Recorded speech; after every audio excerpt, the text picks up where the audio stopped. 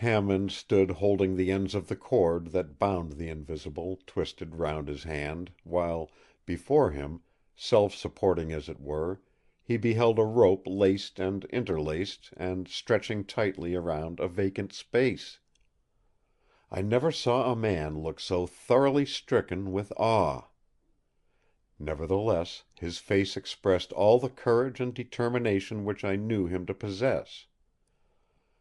His lips, although white, were set firmly, and one could perceive at a glance that, although stricken with fear, he was not daunted.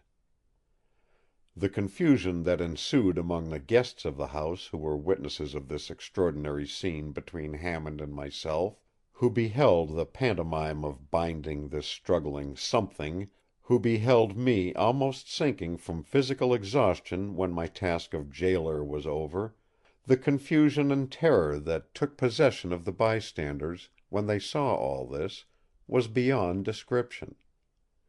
The weaker ones fled from the apartment.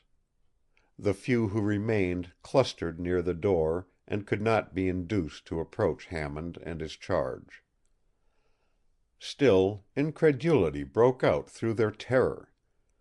They had not the courage to satisfy themselves, and yet they doubted.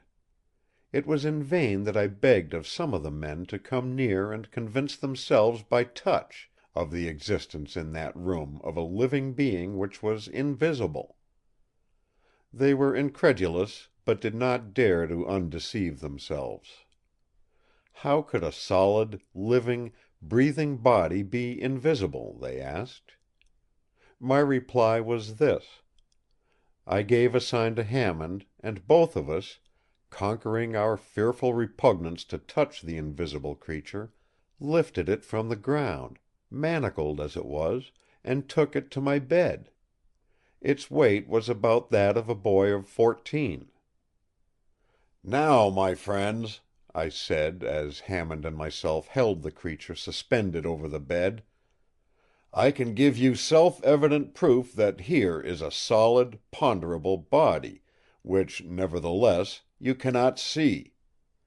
Be good enough to watch the surface of the bed attentively."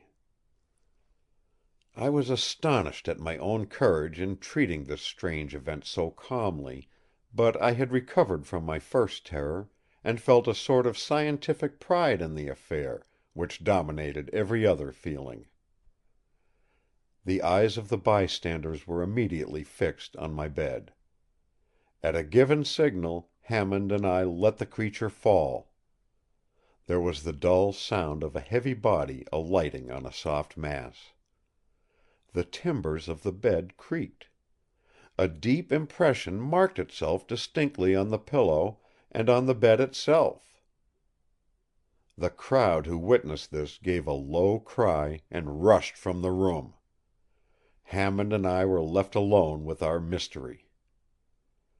We remained silent for some time, listening to the low, irregular breathing of the creature on the bed, and watching the rustle of the bedclothes as it impotently struggled to free itself from confinement. Then Hammond spoke. "Harry, this is awful." "Aye, awful." "But not unaccountable." "Not unaccountable? What do you mean? Such a thing has never occurred since the birth of the world. I know not what to think, Hammond. God grant that I am not mad and that this is not an insane fantasy." "Let us reason a little, Harry.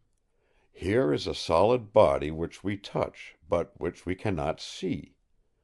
The fact is so unusual that it strikes us with terror. Is there no parallel, though, for such a phenomenon? Take a piece of pure glass. It is tangible and transparent. A certain chemical coarseness is all that prevents its being so entirely transparent as to be totally invisible.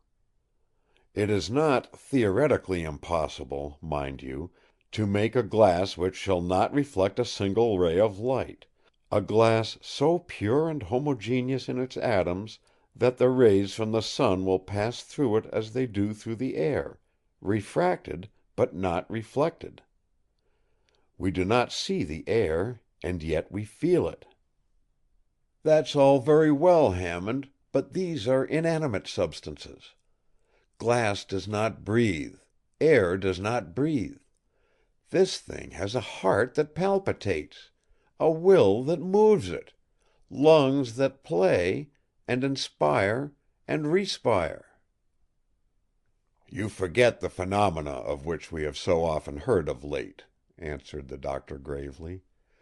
"At the meetings called spirit circles, invisible hands have been thrust into the hands of those persons round the table, warm, fleshy hands that seem to pulsate with mortal life." "What? Do you think, then, that this thing is—" "I don't know what it is," was the solemn reply. "But please the gods, I will, with your assistance, thoroughly investigate it."